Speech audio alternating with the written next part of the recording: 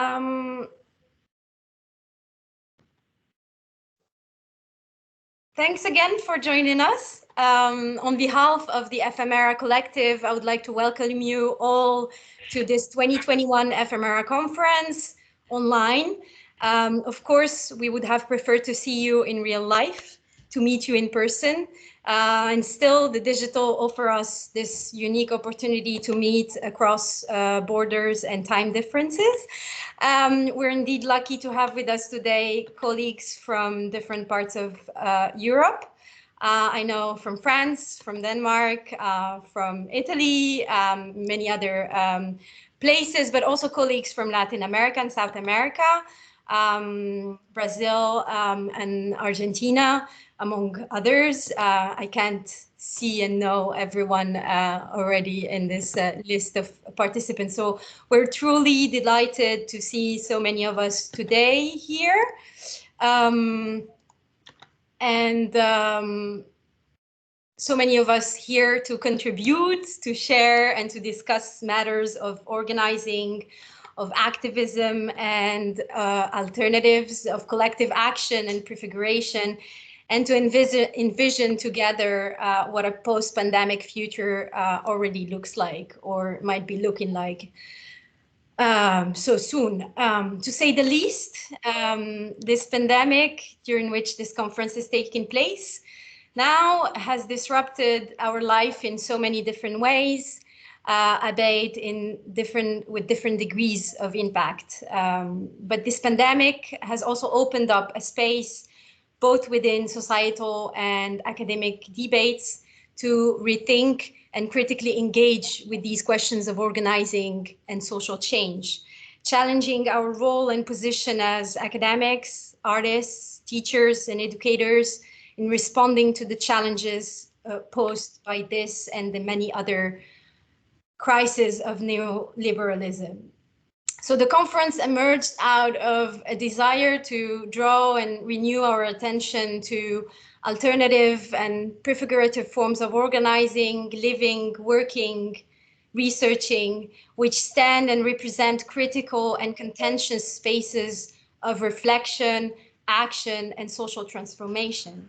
And as an extension of these spaces, of these alternative activist spaces, this conference aims to contribute to the ongoing dialogue and debate around activism and social change. The contribution that we have received for this conference and that we will have the opportunity to engage with during the next 2 days, will ask thought-provoking questions, will share inspiring experimentations, and will reflect on collective experiences. It will shed light on practices of resistance and protest, on issues of strategies and tactic, will bring in questions of subjectivity, knowledge production, and attempt to bridge between theory and practice.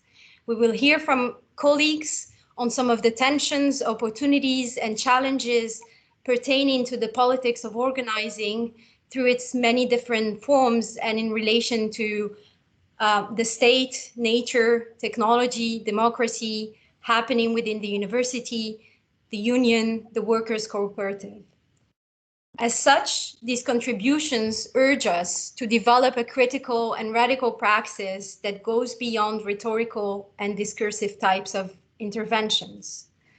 And so as I look forward to hearing more and engaging with these contributions and interventions, as I'm sure you are too, I would like to conclude this short introduction by acknowledging the highly charged context in which this conference is also taking place.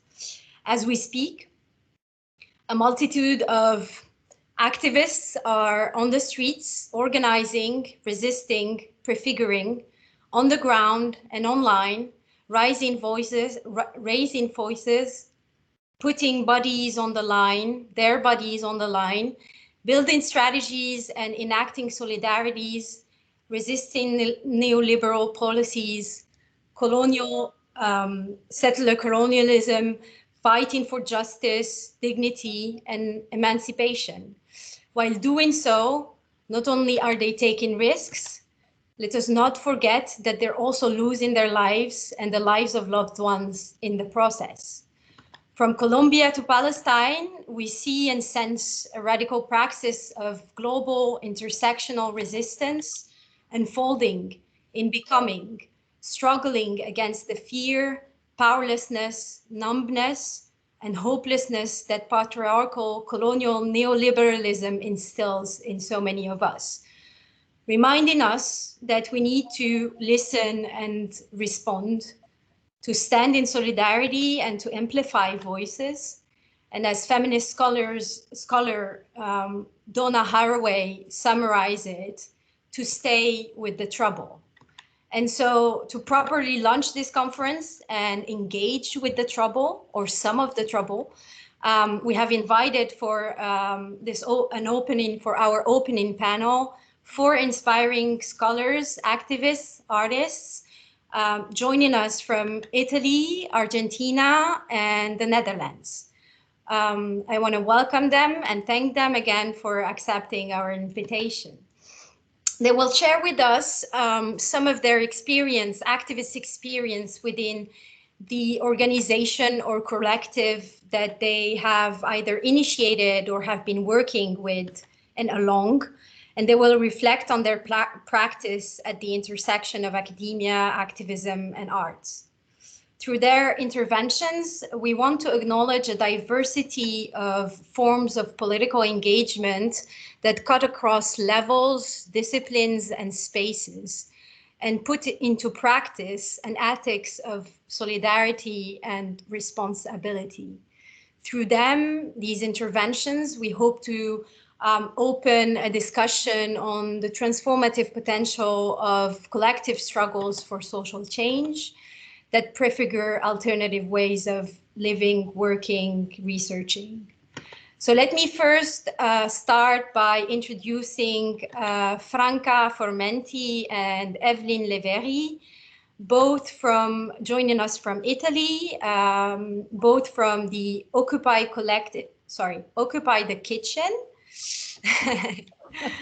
Occupy the Kitchen defines itself as a food artivism project questioning the relations among art, food, and economics. Franca Formenti is an artist, activist, and small entrepreneur, and she's the art director of Occupy the Kitchen. Evelyn Leveri is a designer and independent researcher in the field of food studies, and she's the project manager of Occupy the Kitchen. Both Franca and Leveri will tell us more about their artivist practice, and they will reflect on some of the performances they have organized among activist artists and professionals in the so-called space Zona Franca, which is also an intertwined project of theirs, and they will explain to us more in a few minutes.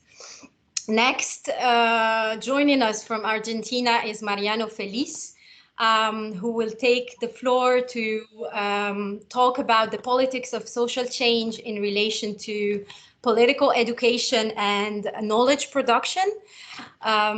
Mariano Feliz is a social activist. He's part of the Frente Popular Dario Santillán Corriente Nacional, and I hope I pronounce it correctly, which is part of the movement of the people, and more specifically, he's part of Comuna, which stands for Collective in Motion for the University of Our America. Mariano Feliz is also a professor of political economy at the National University of La Plata and a researcher at the Institute of Research on Humanities and Social Sciences. He will share some reflections on his work and experience within this Frente Popular, Dario Santillán Corriente Nacional, and how this movement organization articulates different strategies of political action. Finally, Mariana Taku, joining us from Utrecht, where Ozan and I are also based. in the Netherlands. Mariana Taco is a Greek producer, organizer, and researcher at Casco Art Institute, working for the Commons, which is based in Utrecht. Mariana Taco has a background in sociology and training in international development. Her research interest and organizing focuses on feminist and queer practices in mobility, migration, the commons, and the degrowth movement. And she will tell us in her intervention about Casco's practice of organizing their annual assembly, what this means for their ecosystem and how they relate to different communities they work with at Casco and in the city or beyond the city of, and also beyond the city of Utrecht. And before, hi. Before giving the floor to Franca and Evelyn, I would like to give now a few technical guidelines. I would like to remind everyone, especially those who joined us after I started or later, that this conference is recorded, and ask you please to make sure that your microphones are off.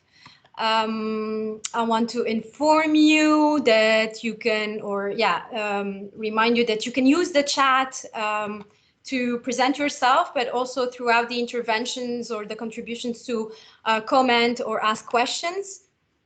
We will try to keep an eye on the chat, Ozan and I, and bring in some of these questions and comments to the discussion afterwards, keeping in mind that we will open the floor at the end for Q&As. And so at that moment, you can also use the function of raising your hand that you can normally see on your screen to ask directly your question. Finally, a tiny note on those of you who are on Twitter and have developed this amazing skill of tweeting while doing other things, that will be using or that you can use the hashtag EphemeraConf 2021 that I'm putting right now on the chat. Thank you very much for your attention, and Franca and Evelyn, the floor is yours. You have 15 minutes. More or less. Hello. Thank you. Thank you so much. Thank you very much for all. My name is Franca Formenti, and I am an artist, activist, and small entrepreneur. In order to explain to you how I have been able to let these three souls and roles coexist, I show you briefly the evolution of an idea that firstly came to birth in 2007. Let's imagine a Matryoshka doll. The biggest container is called Food Power, a project I conceived from the performance Duet Art, a gallery. It focuses on the idea of creating activism through the language of art by observing the changes in current society and its relationship with food. I reproduce the capitalist mode of accessibility on a smaller scale by inviting the public to show up fasting at an exquisite banquet. At the entrance, 20% was stamped on the back of the hand with a green stamp and 80% with a red one. The long laid table was surrounded by a human cord that protected the food. Only those with the green sign could access the banquet. Nobody ever understood that those who had the green stamp could take food out to those who had the red stamp.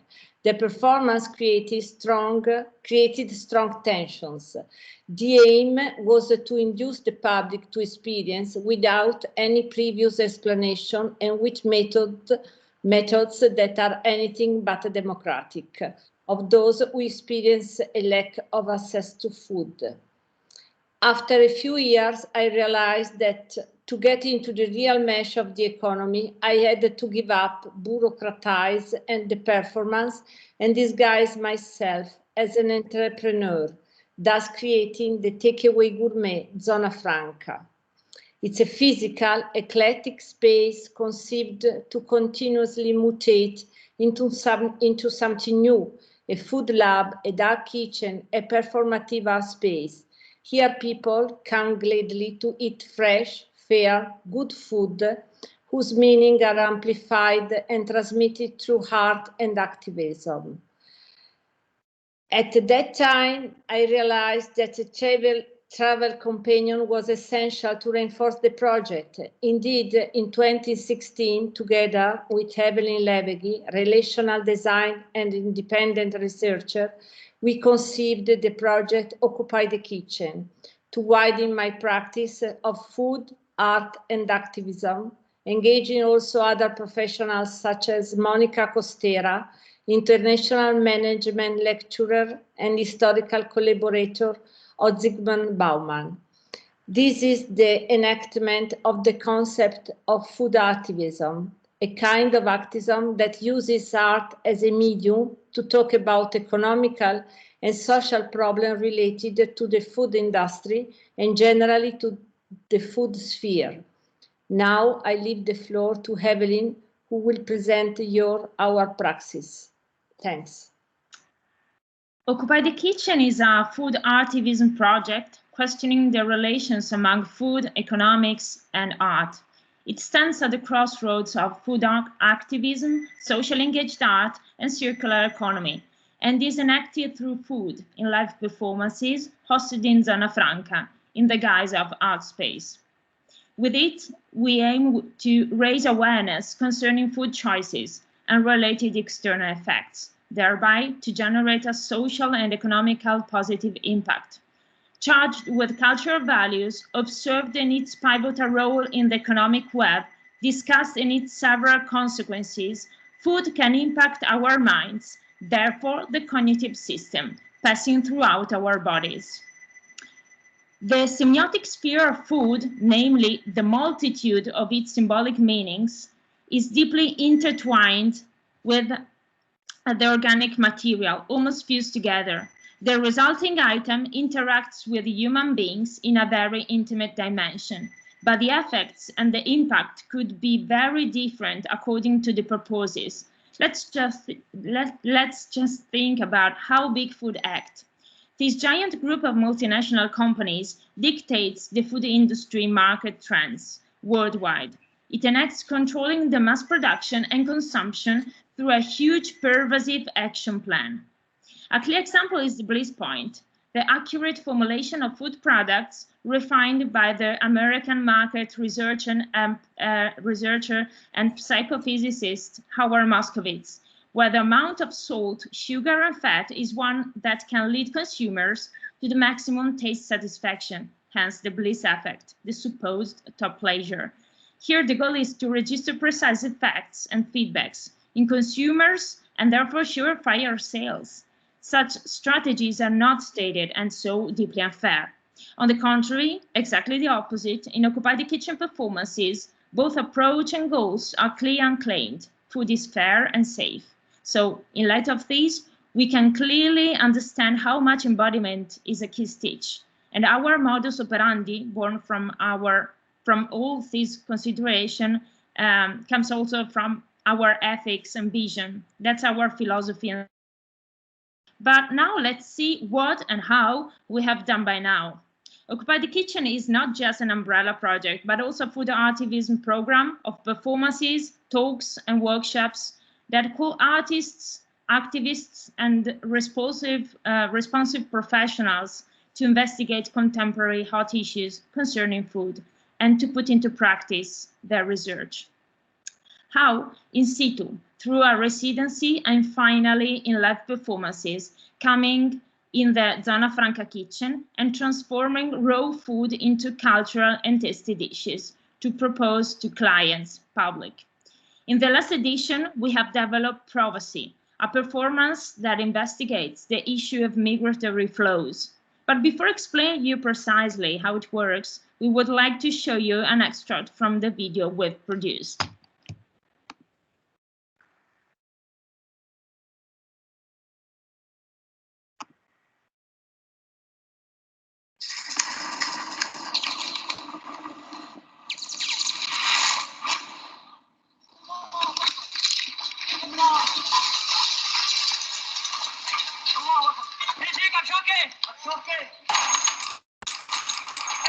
hey, I'll either go up, left, right, or back.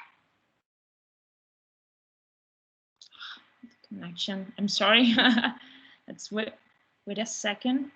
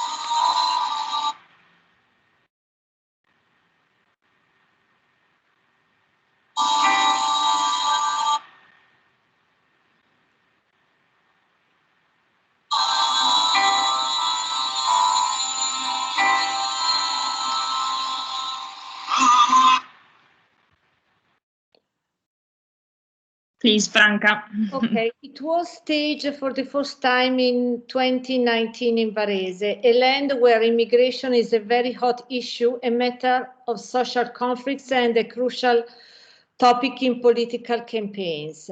Privacy is meant to take place in any kind of dining space, a space where business and interaction with clients happen daily. In order to allow this, it's open source and copyleft.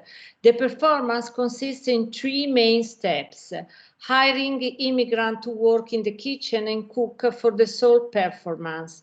Ask customers to pose for a mugshot photograph just after filling in and signing a release to grant the use of the images.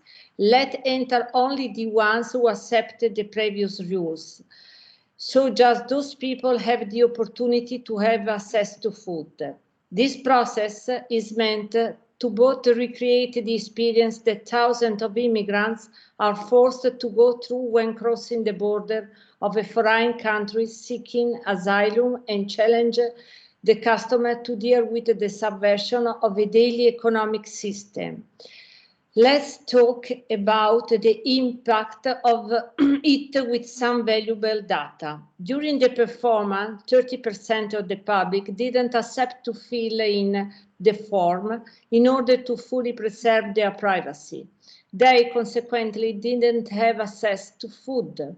On the other hand, through the use of social media, we had new customers with a rate of increase at 45%. And lately, after roughly 1 month, even the outragged clients got back to frequent Zona Franca.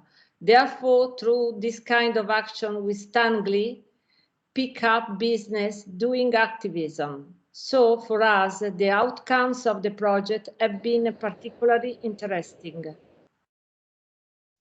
Talking about the present day and the next future, taking in consideration the layered crisis we're facing, we have conceived some new actions and projects.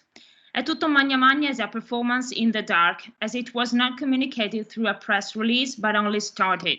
It was born from a collaboration with a group called Collettiva, made up of young people who decided to present themselves on the political scene of Varese, with a program that addresses various thorny social issues.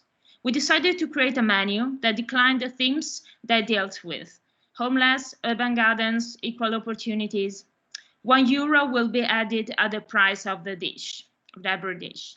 After the 2 months, we paid €182 to the association Il Viandante that helps homeless people, and Collettiva has published a copy of the bank transfer. We will continue to do so till the election day in October. The activist action does not consist in the sum donated to charity, but in the fact that customers who bought those dishes could not choose not to give the euro to charity, as it is, for example, for the Caffè Sospeso suspended coffees in Naples. Please note, Varese is the cradle of Lega, the right-wing party who's quite against immigration. And many customers have contested the lack of freedom of choice, but we have said that their choice consists in being able to give up. At the end of the elections, we will reveal the concept of their contribution, even against their will. The performance Piantate in Asso, the naming comes from the mythology regarding Teseo, who planted in the Lurch Arianna, is born as a strategy to save Zona Franca from the post-COVID crisis by using the parasitic economy, or a kind of greenwashing, towards an approach more aimed at sustainability. Seats and tables in Zona Franca will be occupied by used abandoned plants, organized as a second-hand market, as a metaphor that dining business has been ditched. But okay, it's also a method to sensitize people to get in tune with nature. Le ricette invisibili, literally the invisible recipes, is our future project. In it, homeless people will be asked to share their recipes, and those will be cooked and put up for sale. The aim is to create food images of those invisible recipes with the steganography technology. The recipe will be hidden inside the image to combine the concept of invisible human being with surveillance capitalism. In the light of the above, relating to the topics of this conference and activism role today, we believe that working on and through political and social contemporary dynamics with food and such kind of performative art and activism, in a word, food artivism, we could offer a form of direct knowledge, clear and open, accessible. Through food personally cooked by artists, farmers and migrants, or others, therefore through nutrition and embodiment, it is possible to build a cultural, social, political bond among people and their stories and lives. Here people have the opportunity to directly interface the issue and discuss vis-a-vis in a context where the infosphere is crystal clear. Data, information, knowledge, and wisdom are circular, clear, accessible, and consistent. Food is a peculiar language to fight barriers and boundaries, broadcasting and sharing knowledge, a common one. Thank you for your attention. Thanks. Thank you, Franca and Evelyn. Thank you very much for this rich and inspiring presentation. You've certainly given us some food for thought. I'm sure that participants will all engage with this presentation. We all have questions to know more about the intriguing aspects of this, bringing together questions of food, migration, charity, bodies, etc. So to leave the floor now I'm going to leave the floor now for Mariano to share his screen and tell us a bit about his experience within the Frente Popular. Mariano, the floor is yours. Thank you. Thank you very much. Can you see the screen? Thanks. Yes. Right. Well, this is, as I said, a personal balance from a collective experience that I'm part of a movement, social movement here in Argentina. I work also as a professor and researcher in a university, public university. But well, this is my idea is to present how some ideas of how we are working. We have been working for many years now, more at least I have been participating in this movement for more than 15 years, I think. And well, we've done lots of things regarding political education and worked out different things. First of all, it's important for us to explain that we use popular education as the main method for political education within our movements. We believe that, first of all, only people can change reality, can change things. So organized people. So we work on that premise to give people more and more instruments to allow them to see how and when and how to change this reality and in what ways.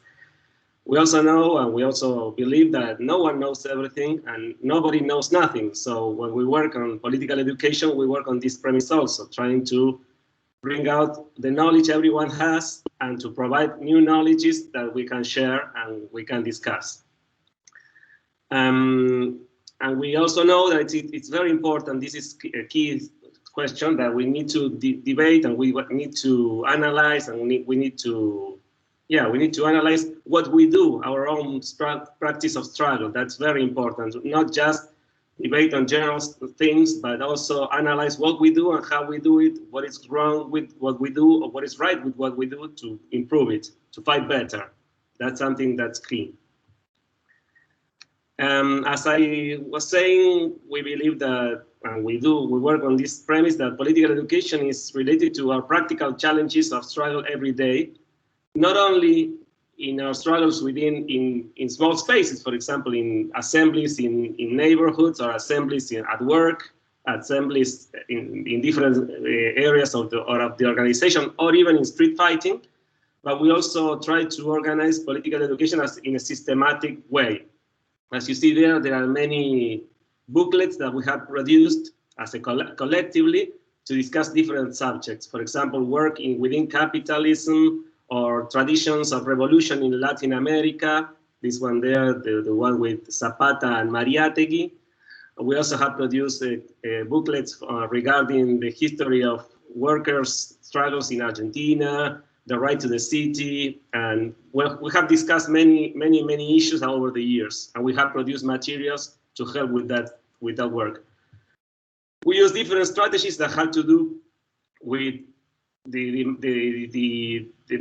difference within our organization. We have my organization is a national organization. We have different levels, national levels, regional levels, local levels. So we have done political education at different levels. We have done several national camps for political education. We get together. Mariano, your mic has been cut off or turned off. We can't hear you, Mariano. Can you turn it on? That's really weird.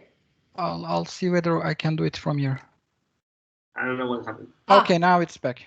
Okay, I didn't do anything. Okay.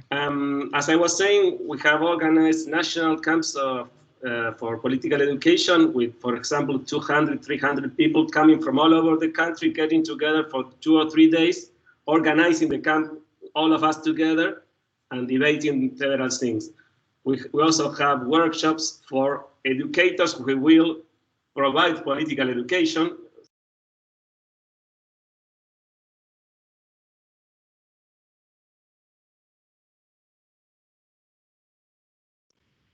That's certainly very, very weird. Hands are here. Yeah, yeah. There. Great.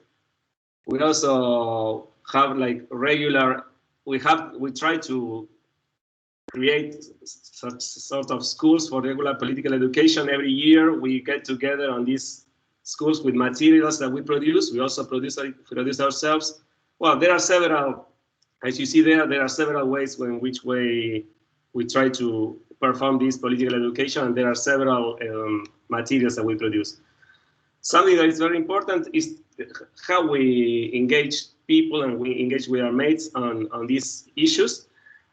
We of course we debate we try to facilitate participation using techniques that to discuss things within small groups. As you see there, a picture. This is in a cultural center in La Plata, in my city. Some of the pictures above. They are my mates discussing some issue there, and then we have the exposition in plenary sessions where people present what they have been discussing. We use films to facilitate debates. We invite friends or colleagues or mates from different areas of different organizations to come and share their knowledge, their thoughts. We use what we call papelógrafos, big sheets of paper to write down the conclusions of each group. As you see there, my mates presenting here some of the conclusions that they reached within their debates in the groups. But we also use theatrical representations and songs. I think I have this, I lost, here's the video. I'm going to present a video, if I can. Let me see. Showing. Do you see the video? No. No. We see the same presentation. Yeah, let me see if I can.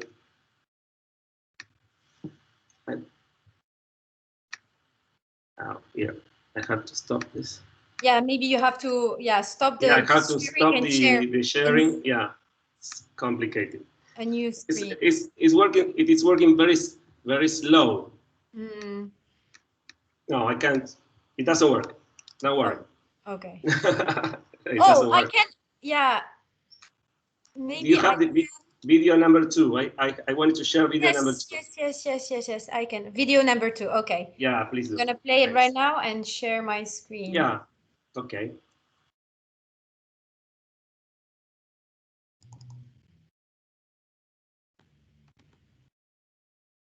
My computer is about to explode. That's the problem, I think. Right. My computer is not. Is also slow. As it appears, because I double-clicked on the video file, but let me 1 second. Hopefully.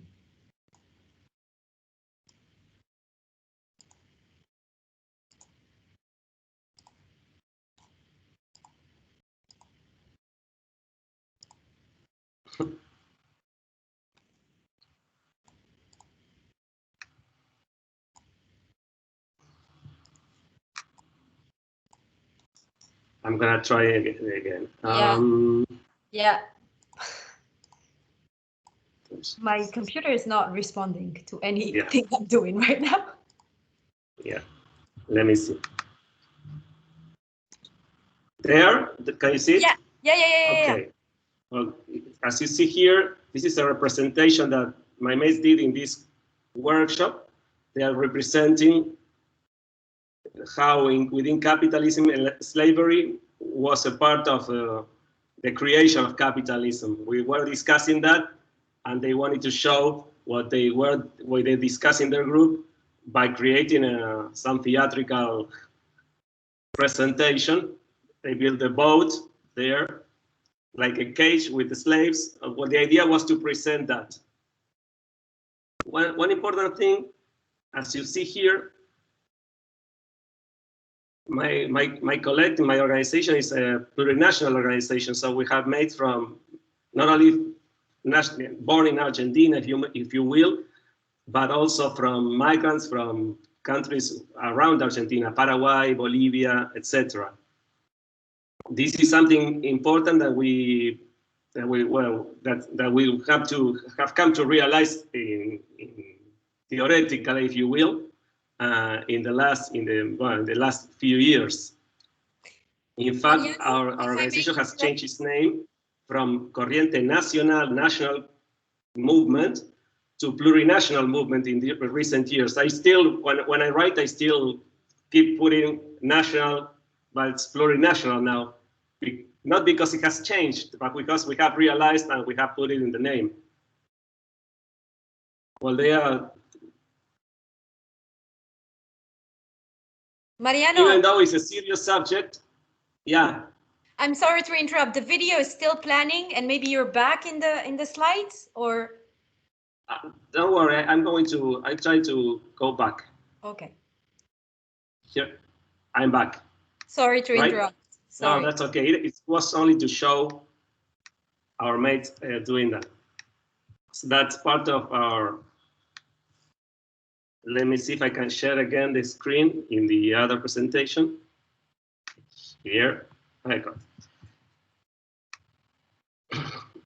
Do you see the presentation? Yes. Well, as I said, all of this is part of an important part of how we engage in political education. We don't want just people reading to have people reading, which sometimes is also difficult because many of our mates have very hard time reading. So we have to engage in some other ways of popular education. That's it. And finally, I would like to share some of the challenges that we have. Here you see, last year we did here with the collaboration of the Rosa Luxemburg Foundation for finance. We did something on COVID-19.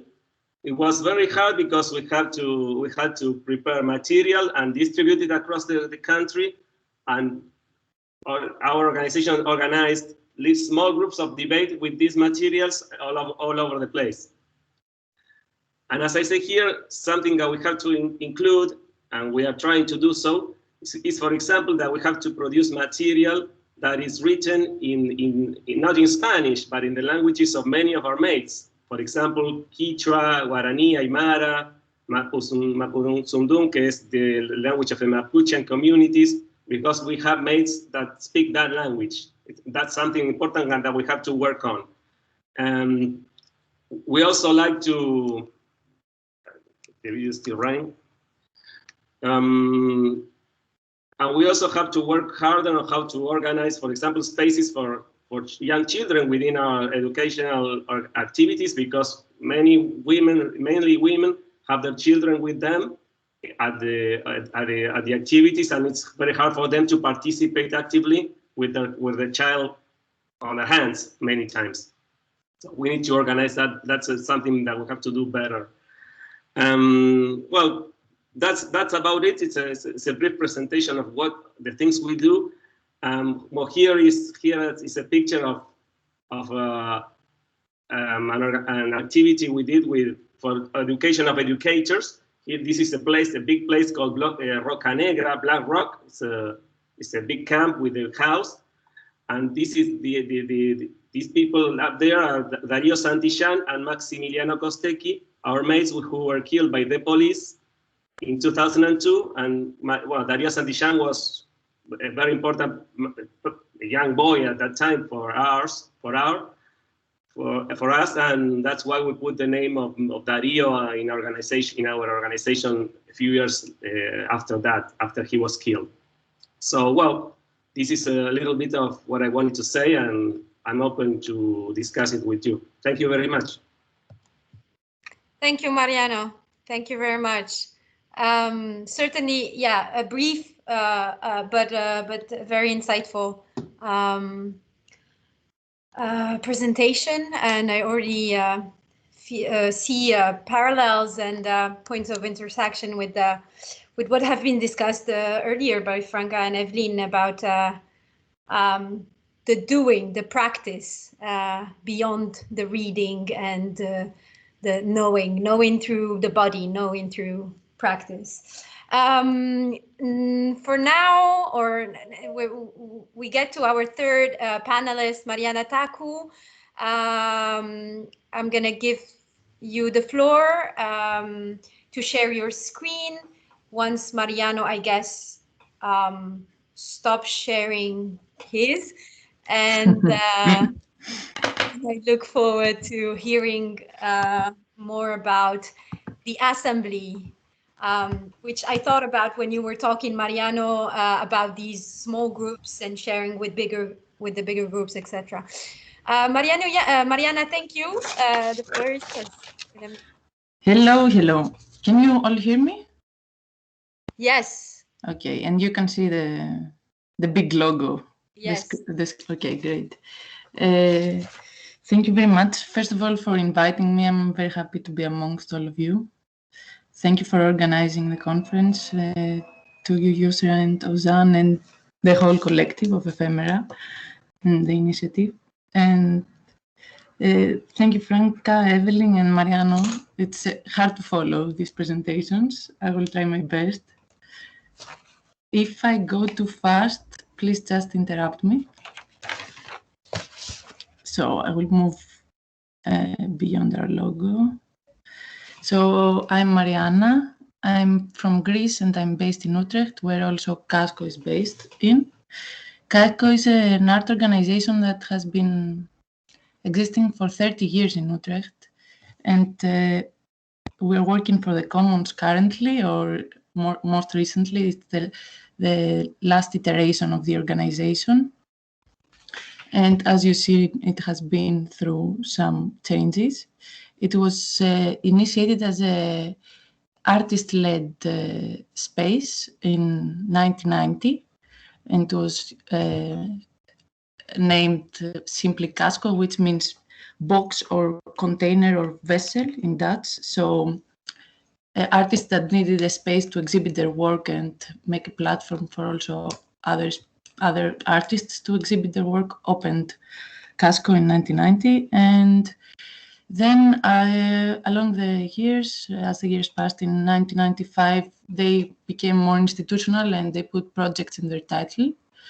And they also had their first organizational transition, and they had a director and a board and became a more formal organization. And slowly later, they added Office for Art, Design and Theory in their as a subtitle. And And now, after a long-term research direction, we've been working for the Commons since 2018. And I continue with diagrams because the Commons is also all about the diagrams and pictures of collectives and groups of people. So this is like some diagrams that have been created by the team at Casco over the years. One is on the left from 2018 when we launched the new name, and explains how we see the Commons and how Casco works at the intersection of art and commons. And the one on your right is more recent. It's from this year. So as the years go by, we also become more clear on how we work and what is the overlap between, like, for the non-Dutch speakers, of course. I don't know if you see my cursor. This is the economy, this is the government, this is resources, and then the overlap of commoning between art and culture, working together, and community. Arde means the earth. And this is what Casco does, basically. It's a platform for experimentation in between art and social practice, focusing more on community works, engaging with diverse communities, and that form our ecosystem, as we call it, and which is something that is a long-term process focused on research and experimentation, and not necessarily the product or the outcomes, which is challenging sometimes because funding is oriented on outcomes and impact and tangible outputs. So moving forward, I want to specifically share with you how we work together and how this is manifested through our annual assembly. There are two practices within Casco that we engage with the different modalities of labor relations in the context of art. One is Arts Collaboratory Network, which is a network of 25 organizations that are based in, let's say, the so-called Global South, so in South America, Africa, Middle East, and Asia. And this network is experimenting with collectivizing labor and self-governance to break away from the traditional funder-fundee relationship. And it has been instrumental in how we are being shaped over the years, the way we work within this network. And the second one is this project that is called Site of Unlearning, Art Organization, a project that was developed when we moved to our current building in 2014. And it was developed by the team of Casco and artist Annette Kraus in the context, in the framework of our engagement with the commons in a long-term feminist way. And it was initiated to deal with this usual trap of invisibilizing labor. So the team wanted to challenge with Annette, the artist, they wanted to challenge these habits that are embedded in this in working for an art organization. So they wanted to investigate how to get rid of taken for granted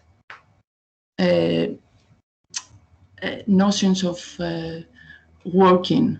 So to see how the work like of the front of the institution, of the presentation, of like producing outcomes and in publishing and exhibitions, and the back works. So how we are undervaluing the labor of maintaining, cleaning, repairing, caring, etc., etc.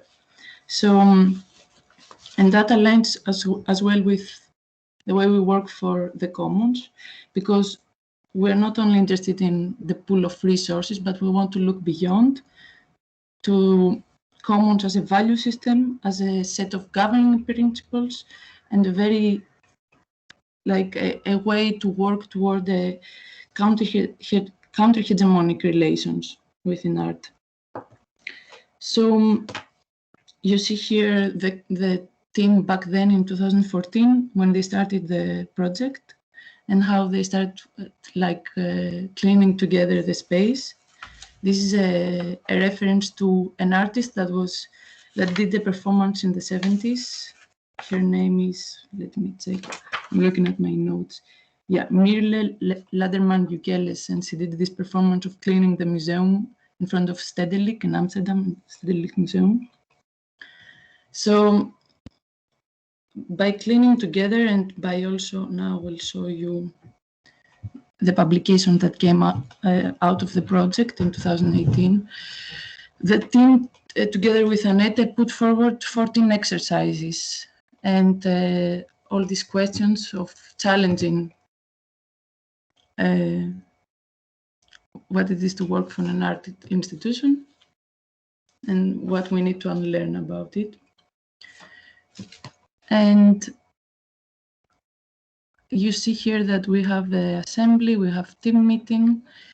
Casco meets weekly for to check in, like the team meets weekly and checks in and organizes their agenda. And assembly came out of this team meeting of expanding.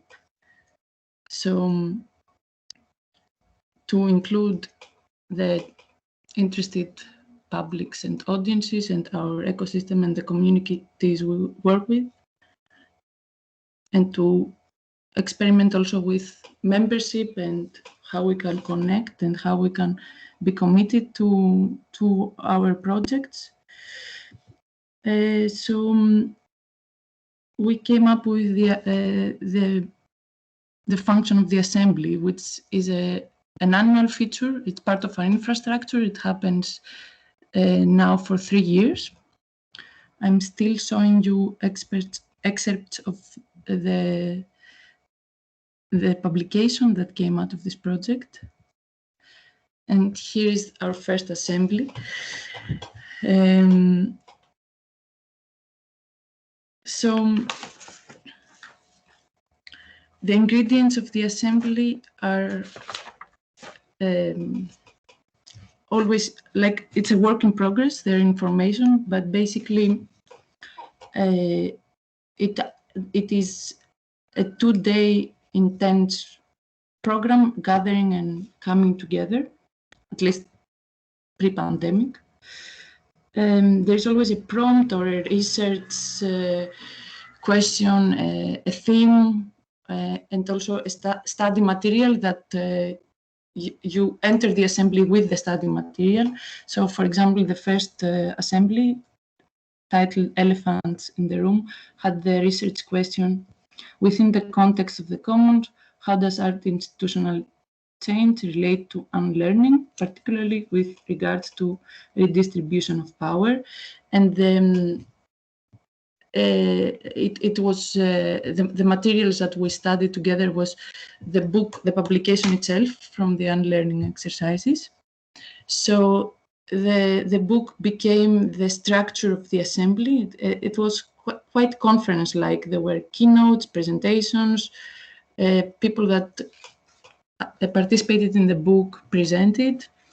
We had workshops, plenaries, breakout groups, and what we also have in each assembly is a collective pod. So everyone that takes part contributes to a collective pod, be it financially or non-financially. And at the end of the assembly, we have a decision-making moment. I'm showing you some images from the first assembly now. This is Nancy Yawe. She's a Dutch Papuan scholar. Over 20 years now, she has been working in Utrecht with the university, and also organizing these tours of tracing the slavery remnants of trading in the city of Utrecht. There are similar initiatives also in other cities of the Netherlands. And during our first assembly, we took a boat tour and she shared with the participants. And she also has written an article within the book. And we took a boat tour because it is visible from the canal in Utrecht to see many examples of slave owners and how you can see it on the front of their houses. And also because there was no time to actually do the walking tour, because how do you feed 100 people and make them go fast through a city? So that was a solution. These are some other pictures from the assembly. Now looking at it during Corona times, it's amazing. We fit 100 people in 40 square meters in our office. Presentations, workshops. Here is Gemma from Arte Util. And this is the final moment of the first assembly, where artist in the middle, artist Kate Reeds with Bina Choi, our director, they threw all the contributions on the floor, and we all started discussing what to do with the money and all these other contributions participants threw into the collective pot. Interesting outcomes. And I will just go through fast through images of the other assemblies. I hope you can listen to me and I'm Yes, we can, Mariana. Okay. And I hate to be that person, but I have to keep an eye on the time. And so if you I could will close. Yeah. get closer to the closing. Yeah. It's a bit long, the presentation with the images. Just to show you some impressions, this is the second assembly. It focused on climate crisis. It was called Our House is on Fire. And we started drafting a code for climate justice within the art sector of the Netherlands, because there are also, there is a practice of having diversity codes, employment codes, etc. And this was missing. And then, so this is how we work. Again, we brought materials, like there was a draft of the code, and then people broke out in groups and started working. So there's always some things that repeat themselves. There's always an organizing team. There is a steering committee. In that case, there was also an editorial committee. And there are presentations and keynotes by people that work on these issues or themes. And then the participants also contribute or interact to a workshop and participate actively. So there is a horizontality in the assembly. There is no authority of the keynote speaker and the audience. And that brings me to the third assembly, which kind of solidified our assembly modus operandi, which is also a moment where Yusra joined on behalf of Anders Utrecht, this network we are building here in Utrecht with their initiative, the researchers from the university. So this assembly now in pandemic happened online. It was condensed. It didn't take 2 days in our office with 100 people, but it was on Zoom, so it was shorter and it focused on the lessons and the struggles we can exchange with each other. So we invited 20-something groups, collaborations, different types of formations that exist in our ecosystem. And we used the prompt of forming a list of C words for the commons, and each collaboration, each group, each formation took a word as a starting point and started sharing their lessons, their problems. And this was a platform to exchange and really come together as an assembly and talk about what we have learned, what we're struggling with, etc. And this is how it looks like on Zoom. Quite different, but also quite powerful. It was fun. Hard to organize also online. The Zoom aesthetics. Again, workshops, but adapted online. That's it for me. Thank you, Mariana. Thank you so much. I indeed had the opportunity to join the last assembly of Casco Institute few months ago, and I can't say anything about how hard it was to organize, but I can say something about how fun and experiment it was to experiment the assembly form online. Thank you. I'm aware of the time, and I'm sorry that was also part of my job, and I'm sorry for interrupting sometimes some of you panelists. I want to thank you again and open the floor for questions, comments, to take a few minutes, right, Ozan, for Q&As. Please take the floor. Thank you. No problem.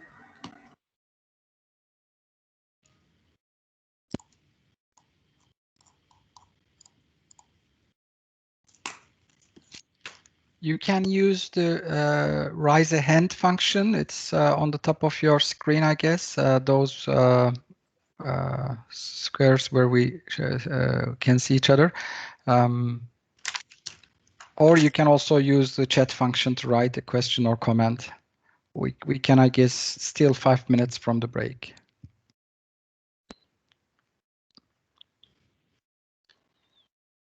Like I can do some ice breaking, just to start with some questions.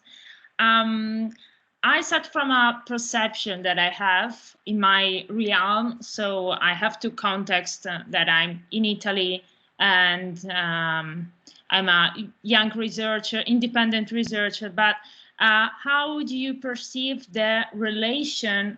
So my perception is that there's a gap between activism and academia. So the academic research, so the traditional one, we can say, and activism. So I've noticed, not so gladly, that there's such a distance between them. So the situation in which there's good connections are, for example, the one of Mariano. So thank you so much for your example. Is a good case study. But which is your perception? Do you perceive that as well or not? Do you think that is just geographically related? So that's it. Thank you.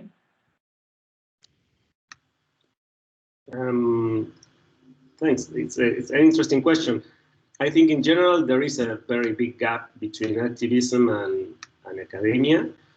In our case, at least, what our experience is that it works well in cases where we are activists within our organizations, and we are academics, but our role in the organization is more related to helping organize these activities, etc. It's not that we are doing research on our own organizations. We are just activists that have some particularities, of course, and that helps out the organization. We don't see each other as someone from outside coming to help the organization. I think in those cases it works better. There's a closer. We can, for example, we can get resources from our places of work at university and put it on our activities in the organization. I think there's the question.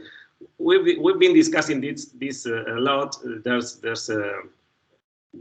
are concepts that have been used as are we amphibians that go back and forth from academia and into our organizations? Are we activists doing research, education, political education? I don't know, what are we organic intellectuals and the long run tradition from Gramsci, etc. I'm not sure, but I think the way to close the gap is to be part of the movements that we are engaged with in our practice of political education. I don't know, that's my thought. Thank you so much. Thank you, Mariano. If anybody wants to join, just do it or raise your hand. But I certainly agree with you, Evelyn. I wanted to say one word about it, that it's as Mariano ended, it's a question of being there and doing and being active on the ground in a way. But I guess it's also about being supported and the amount of support that's. I think there are different types of or positions within that spectrum of academic activism or scholar activism or whatever we call it, and that it depends on many things. Situational, as you mentioned, here there in Italy compared to other places, but certainly the question of the support we can give to each other as academics or as researchers who are willing to try to maybe not close the gap, but blur the boundaries, as we like to say it, blur the boundaries between our activities within the university, in teaching, in researching, and also in society or in our community. And I think I prefer the word community than society, which doesn't really make sense. I totally Yeah. Totally agree. Thank you so much. Yeah. Just a little thing, a short thing, is that this perception starts also from not very good experience in the University of Bologna. That is amazing for a lot of layers, we can say, but I've found some difficulties also in using some terms. For example, using just the term of food sovereignty, of activism in academia, it seems to be that like it was not well embraced, that kind of topics, because there are like hot issues that maybe people inside there that are more connected with a other approach to history, not the contemporary one, but the past one, the medieval, etc. That it seems that they don't yet have the tools to approach to contemporary issues that are quite difficult to relate with. It's just the thing that I wanted to share. Thank you, Evelyn. Yeah. Other questions?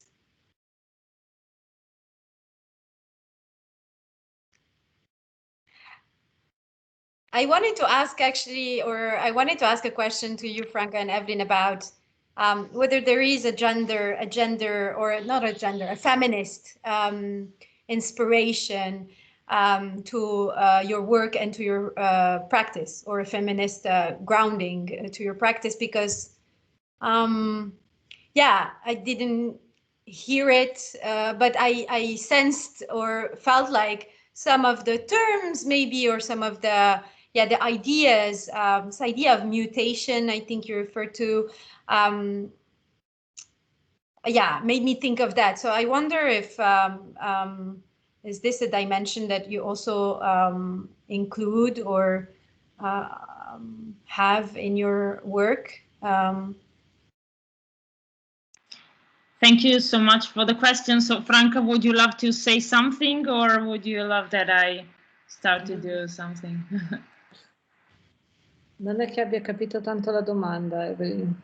La domanda è, sorry, just for the Ho capito qualcosa sul femminismo, non vorrei avere frainteso. Chiedeva se rispetto alla nostra pratica c'è un approccio femminista, se c'è un riferimento di qualche genere al femminismo.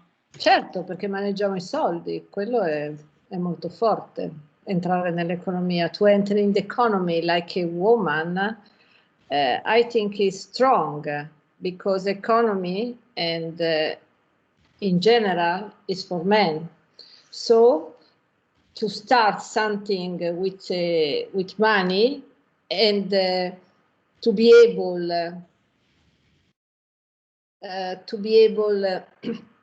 that is good, because in this period, sorry for my terrible English, in this period, in the COVID period, a lot of activity, restaurant close, and we don't know, non sappiamo ancora come siamo riuscite a we don't know how. We still don't know how we succeeded. Yes, because I have two collaborators in the kitchen, a Nigerian girl and an Albania girl, and they are fantastic, because they understand that the work is very important. È molto importante accudire il lavoro affinché non venga chiuso il locale.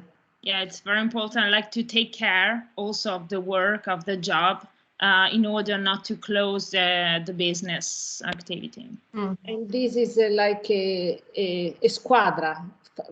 It's a team, yeah. A good team, a very real team, because we are all women.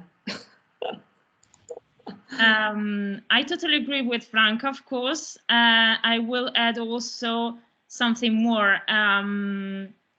There's a reference that we have in the background, that is the female consciousness of Tema Kaplan, female consciousness and collective action theory that she has shared with us, and we are so lucky about that. and other topics that we can gain from the history of the food riots, for example, that I'm going deeper in that topic in my daily life in this period. So, for example, the beginning of the 20th century in New York, but also in so many other cities, we had so many disturbances, food disturbances in the streets, and the main characters in the front lines were the women, because of the female consciousness, because of the sexual division of labor. And so we have not that level as explicit one, but we are like aware, and we would like also to raise awareness also to these references, of course. That's it. Thank you very much. Thank you to you. Yeah, I'm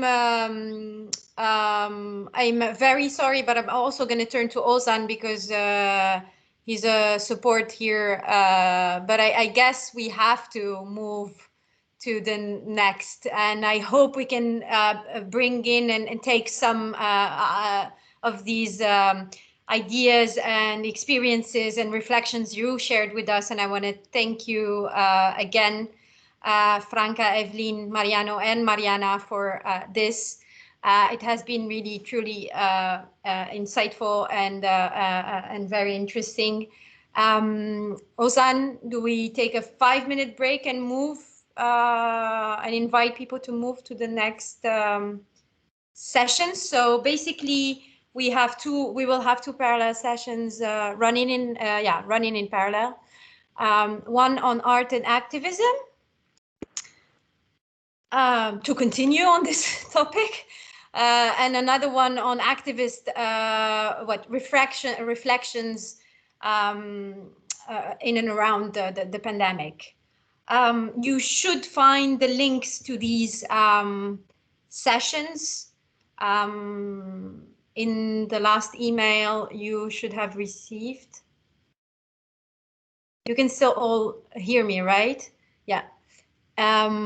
Because as I'm talking to you, my screen is blurred and it says non-responding and it's running. So I expect maybe that I will be cut at some point, and I don't hear my colleague Ozan at all reacting. So I guess he's in the other session already opening them. So I invite everyone. I want to thank everyone again for joining us, and